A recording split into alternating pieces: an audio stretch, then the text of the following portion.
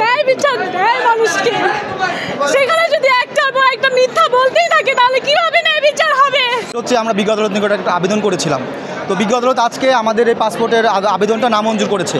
এটাই আসলে আপু এটাই বোঝাতে চেয়েছে, এর বাইরে কিছু না। আমাদের গত 31/8/2025 তারিখে আমাদের একটা আদেশ দিয়েছিলেন বিজ্ঞ আদালত, যেটা দিয়েছিলেন যে ওনার ল্যাপটপ পাসপোর্টের ল্যাপটপ মোবাইলের হচ্ছে আপনারই ছিল পাসওয়ার্ড এবং চার্জার দেওয়ার জন্য, এবং আয়ুকে বলেছিল যেন ওনার সাথে যোগাযোগ করে ওনার কাছ থেকে যেন এগুলো বুঝে নেয়।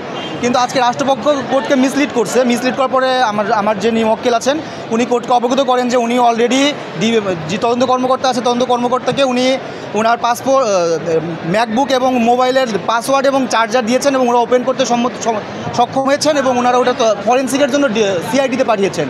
এবং আজকে তদন্ত কর্মকর্তা একটা প্রতিবেদন দিয়েছেন, এই মর্মে প্রতিবেদন দিয়েছেন যে ওই ফরেন্সিক রিপোর্ট সিআইডিতে সম্পূর্ণ না হওয়ার কারণে উনি তদন্ত প্রতিবেদন কোর্টে দাখিল করতে পারছে না, যার জন্য সময় চেয়েছেন আর কি।